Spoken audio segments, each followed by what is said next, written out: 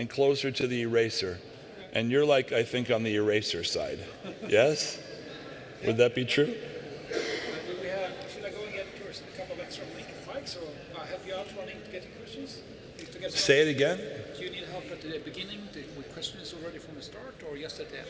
I want to go right from the start, very close to the start with questions. Did I understand you want us to stand up here and not like wander around or something? I want you on the picture, so you want you upstairs. And you get the mic so you can talk. But I need to be able to grab them around, I need to shake them. There's a certain point where I have to do, Stephen, I'm going to say, come to your senses. I'm not going to be able to do that. Along, Ado, will you please shake Stephen when I give you the cue? This might be a little bit of a challenging session because we tend to hold on to our code. Well, let me just check. I mean, I don't want to speak for you. How many of you all hold on to your code?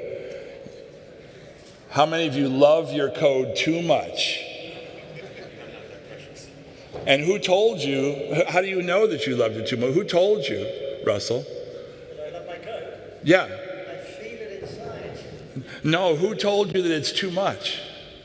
Too much, like too big. That you loved it too much. In other words, it is not as good. Your code is not as good as you think it is. I told Russell that. Oh, you told Russell. Well, thank you.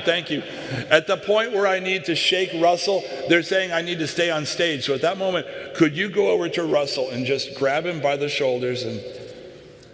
Okay. If you're talking about my code and you mean the design of my tools, then yeah, it's everybody tells me it's shit. No, well, I'm really speaking about coding in the widest sense, because we can futz. The technical term that I use is futzing, F-U-T-Z, futzing, like you find, and you can do this with the most beautiful performant optimization. You can do it with the most gorgeous layout, but at a certain time, it's futzing. Do you know what I'm saying? Have I got an amen yet? Have you done that? Because y'all are compulsive. You're compulsive coders. Look at me. I mean, how could I criticize you like that? Okay. My name is Albert. I'm a compulsive coder. Welcome to this CC meeting. That's right. Let's try that again. My name is Albert, and I'm a compulsive coder. There we go. We'll do that for everyone as we speak, right? For Stephen, the same thing. Okay, so basically the idea here is that we have this platform that most of us have been using in one direction when we could pick it up and turn it around and use the eraser. And it would be much more effective for our clients often to do that. Now, I'm well aware, someone read me the Riot Act last night and said, Albert, you got to be kidding. I bill by my time. What are you trying to do?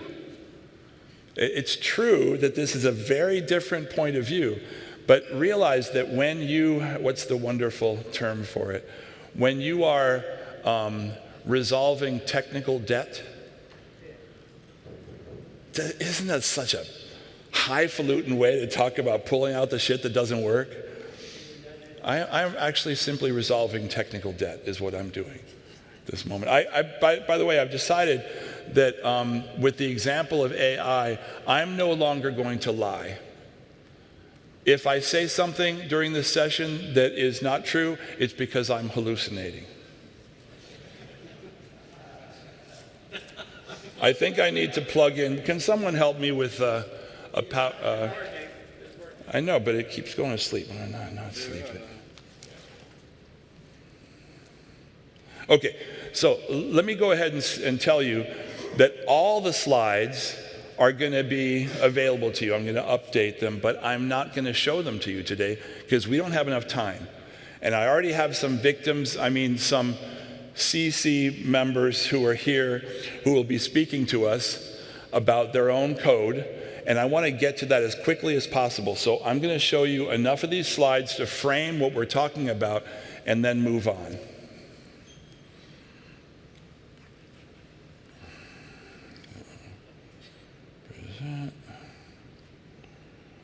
Okay. So I've just skipped, I think I skipped, no. Okay, here we go.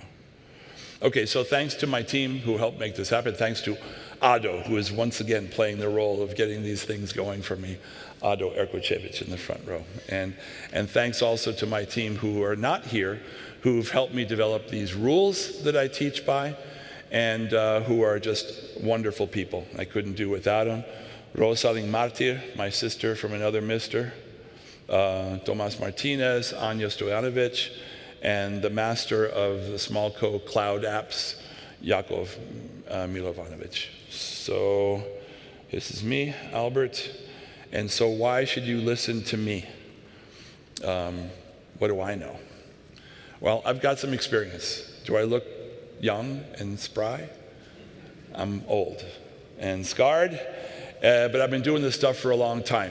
So I know from which I speak, and I also know a lot about your all's work because I've seen a lot of it, okay?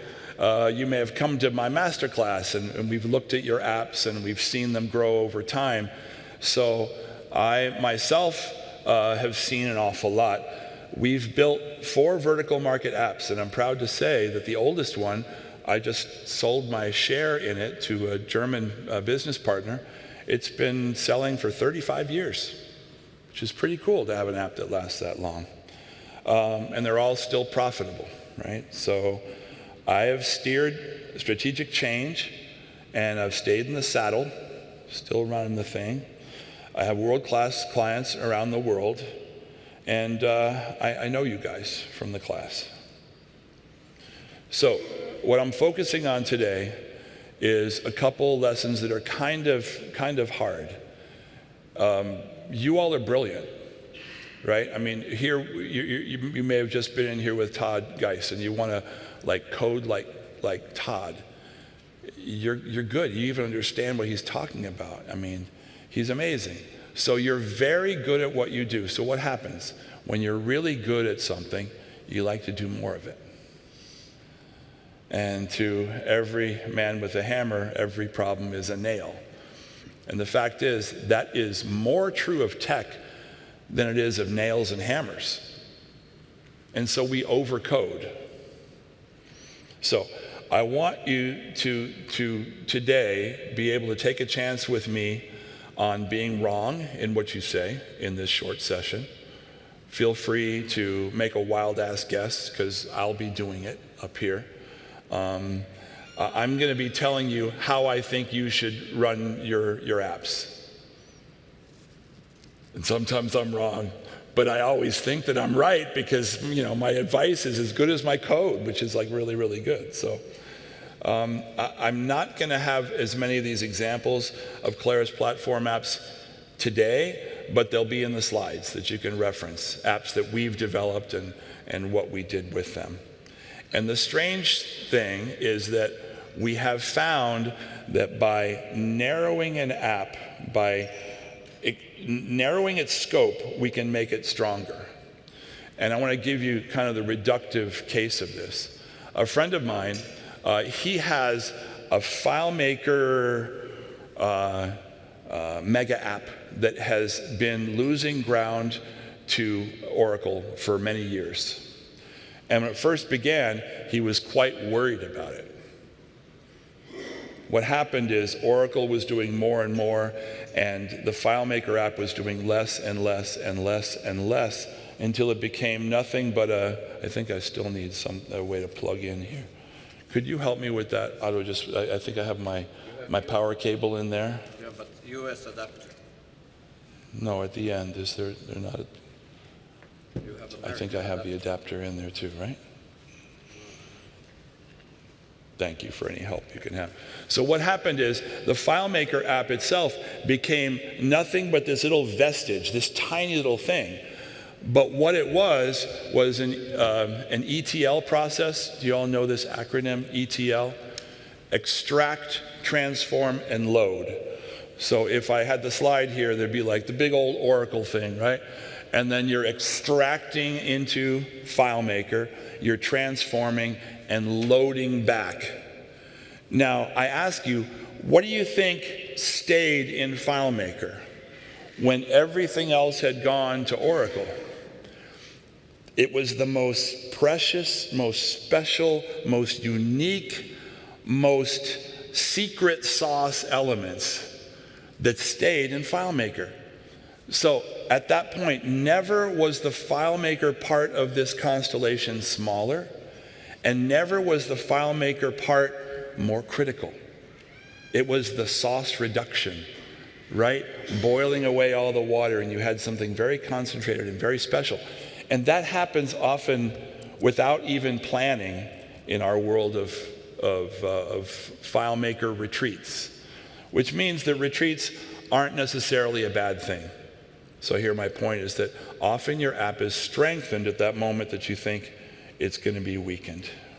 I have to go back to a very important quote. You can just read it there. A coder with a sprawling app is like Napoleon marching into Russia. Essentially, you have supply lines that get longer and longer when your app gets bigger and bigger. And that can be tragic, and I am not foretelling any massacres in your future, but for sure, you are more exposed when your app is big and sprawling, more exposed than it would be otherwise. And let me go to then one slide I'm going to pick from here that is an example of a way to do this, a result to get to when you have done strategic retreats. So this is an app that we designed called Upfleet.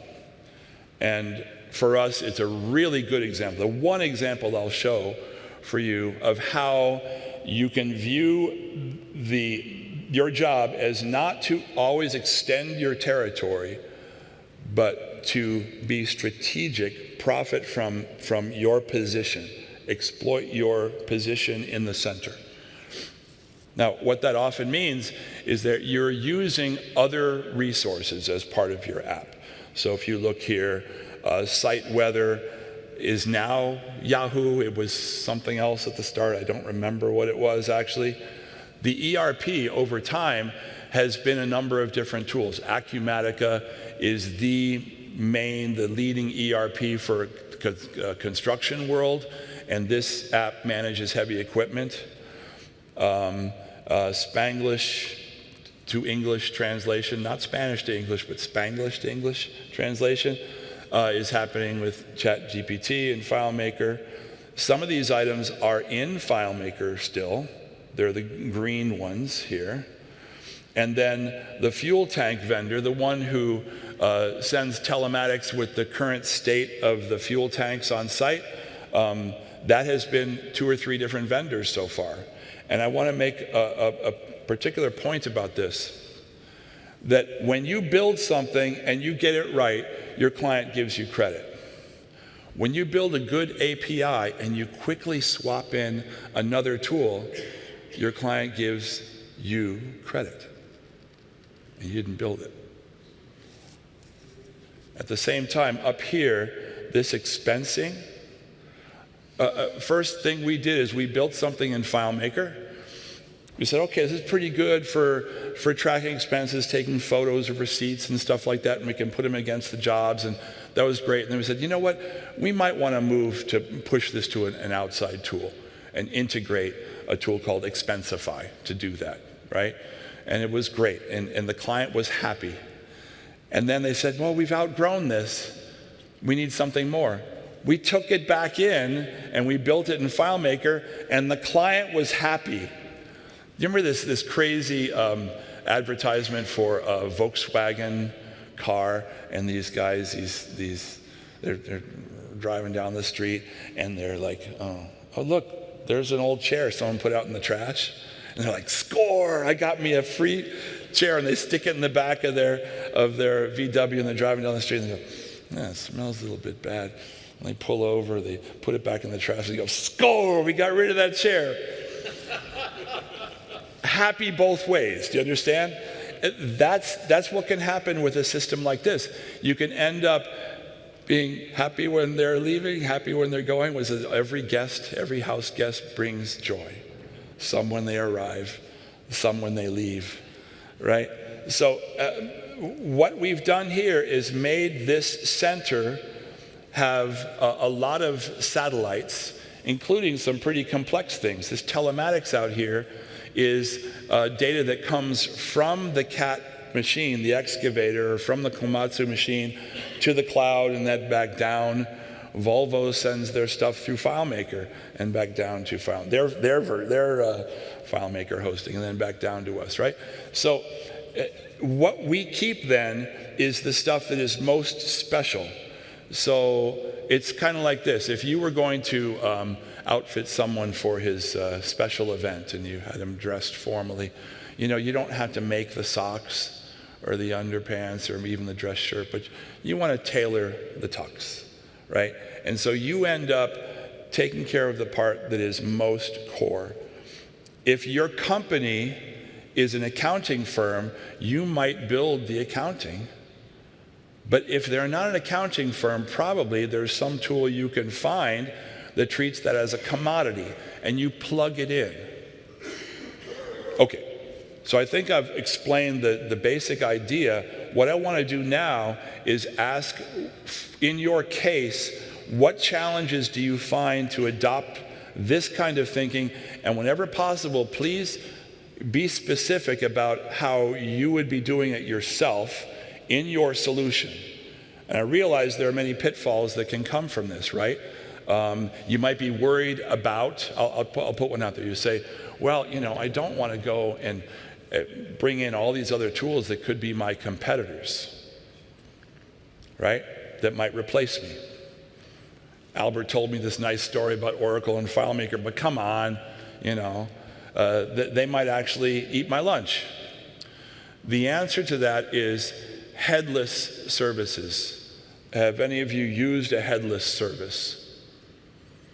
This is okay, a couple have. Okay, so it's basically you have an API to a structure that doesn't actually build a front end itself. So it's kind of like it's saying, look, we're not after your client. You know, you can use us, and there are a ton of CRMs. There's a lot of there's many of content management systems, CMSs, that are headless, because the job of managing big data sources is a big deal. So you can find a lot of CMSs that can be available headless, right? So what I want to try to do is, with your particular objection or your particular quandary, let's work through how you might get yourself in a position where you are not having to defend such an expansive territory, where instead you are leveraging your position at the center. So who's going to start for me? Stephen? I got nothing right now. Nothing right now? Sir, right behind you, right behind Stephen? Michael, I don't know that I can give you an example of anything that would appropriate. You promised me, Michael. Okay, all right, it could be. Maybe this gentleman right here, how about you, with the microphone in your hand? I can definitely give you a really, really good example of that one. Okay. Building an accounting system is really, really hard. But I built it already. Exactly. So instead of building one yourself. Yeah, but I built it already. What they're thinking is I built it already. And then you back, you erase. And then you just use their API to hook up your data. Yeah, Square Moon, you guys make some. I've already heard that. Of course you can do that because you're big and, you know, I mean, in all honesty, right, these are the arguments. I won you over on LinkedIn. You already said you'd buy me a beer. But a lot of these people out here are not necessarily going to feel that way. Do you know what I'm saying? Yeah. What happens? Do you have what do you do? What is the answer if you've already built the accounting system? I mean, what are you going to say to the client? Has anyone had that issue? Have you considered it and then said, no, how can I explain walking this back? It's a problem-free bunch. You're all sold? You're going to go home and rip up your solutions now? Not yet? What are you waiting for?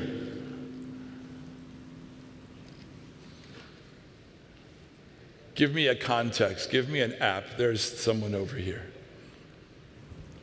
Oh, I was just going to come up with the answer to the accounting. Oh, perfect. No, the please, accounting one. please. No, but in the case of the accounting system, basically, yeah, you tell the client that you're, as a trusted advisor to them, you're doing what is in their best interest and giving them the best possible system, even though... Something happened to your mic there. There it Oh, is. it's still working? Okay. Yeah, even though it involves taking out what you previously built, as you said. Did you rip me off when you built it the first time? At that time?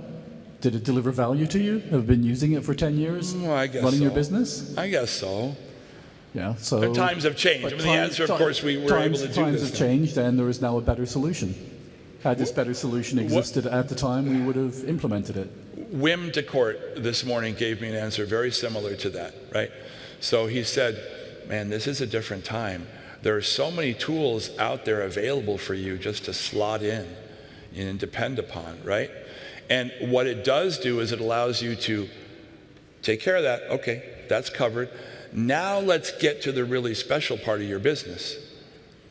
I mean, the fact is you could spend an awful long time on some rather complex coding that is not at the core of what they do in their company.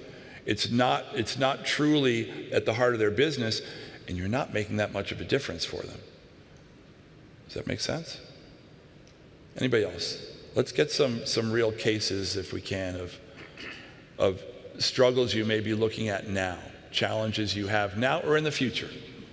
I sometimes find it difficult to bring other solutions to the customer because I'm not 100% behind those solutions. So I can imagine that that solution is good at this moment, but I don't know what the future will bring. And we are seen as the expert that brings those solutions to the table, and this comes with a certain responsibility. And sometimes then you think, okay, let's manage this by ourselves. This looks okay, that other solution, and at this point it can do what it should do. It's cheaper, it's easier to implement that, but will they be there in a year or two? That's a good point, and I don't think anyone here should bring in a recommended integration without having a lot of confidence in it. I mean, I think what Wim said to me clearly is that there are tools now that he can depend on being good for the customer. And he said quite honestly, we could build it for you, but this is quicker. And, it's not necessarily going to be better if we build it for you, right? So yes, you do have to know not only the tool, but the quality of the API, right? There's some APIs that are they're pretty good to start with. If you want to do a Slack integration, Slack has a pretty darn good API. The API does not hallucinate. Have any of you dealt with an API where the documentation hallucinated? Meaning it told you, oh, this is the way you write that call, and it wasn't true. Those are out there, so it's a real problem. You do have to be careful. I would not start by integrating Oracle NetSuite. You can quote me on that. Don't let that not be your first integration. Yes, ma'am. There we are. I had an example of just avoiding that morass, I guess. One of my big clients that uses FileMaker for QA, or QC, quality control, wanted a new accounting app, and they were weighing FileMaker against something off the shelf. And I said, oh, that sounds like something off the shelf for sure. But they had an adoption problem because they've never succeeded in getting their whole workforce to submit POs. So we did use FileMaker for a small, mobile, super lightweight, easy to use PO submission, just to get them in the habit of actually communicating financial data, and then we're pushing that data to the accounting ERP they're actually going to use. So we found a kind of strength of each one. Right. I mean, you're dealing with materials that are stiffer and more supple, more flexible. Go back to the example of Oracle, and then this amazing tiny little FileMaker extract, transform, and load thing. Well, each of those tools is doing what it's good at. And it's often true that when you say we're going to integrate this off-the-shelf tool, that you're still going to build this kind of this buffer, this expansion joint. More than just I'd love maybe if Johan can talk a little bit about what you do in terms of having this integration layer in your apps. But sometimes those things become almost like this cushion, to make sure everything is flowing. And is that what you did then? Did you have to actually reformat and translate some of the stuff that was going out to the... Well, the funny thing is their accounting ERP hasn't come through yet, so they're only using FileMaker right now and it's not real yet, but their habits are being formed, and we've got lots of data for them when they do finally pick an accounting ERP to go with. So look, you sound like a very confident, well-spoken person, but how good you look that you weren't even hungry for the business when you were saying, oh, yeah, you can do that. You can go ahead and embrace the integration. Yeah, I mean, that is not their specialty or our specialty. I mean, we could do it, but I don't want to be on the hook for that when we'd rather work with them on what their secret sauce is. Okay, when you said on the hook, I hear something. Tell me more what you mean by on the hook. Like doing the accounting for a multi-million-dollar agriculture firm, that's some stress right there. I sleep pretty well at night right now, and I'd like to continue to do so. Do you consistently make decisions like this, like not taking on too much? Well, I work for Soliant, so if the whole company wants to take it on, sure. But yes, for myself, I do. Yeah. Okay, let's speak in the past tense. How many people in the past have taken on their clients' problems and had bad night's sleep over it? The important thing in any of these moments is that as you're offering to a client that you believe you have a way to solve the problem, that the ownership for solving the problem always stays in their hands and in yours. Don't take the whole thing. Don't be a white knight. My little message on LinkedIn says, the white knight complex is alive and well in tech, and it goes before a fall. It's a really big deal. What Wim told me, note taker? What was his term he used for how you're someone who just... Not an order taker. You're a consultant, not an order taker. And the wonderful thing about Wim's phrasing is an order taker is someone like, okay, I'm going to do this, and you're going to go off and do it, and it's totally your responsibility, and you're below the client, right? Whereas a consultant is someone who is maybe just a little bit above the client in this area of expertise, and you're letting them own the problem still as well. That's great. Thanks for the input. Johan, tell us a little bit about what you guys do at Square Moon with integrations. Okay, really short then. We need to wrap up this in 2 minutes, so maybe if anyone will talk integration hubs, I can talk to them outside, and you finish this one off with something else? Well, fair enough. Listen, what I'd like to do is to point you towards, this is going to launch again from me, the places where we do just what we're doing here, but we do it over 2 or 3 days. It's the Design Masterclass. And I've been teaching it now for many years, and I really have a website. Okay, there it is, designmasterclass.co. And in that class, we use this set of rules that my team has developed to determine your next step. And when you do that, you find who you are, who your team is, quant designer, how old the app is, and you find a suggestion of what it is that you need to be doing next.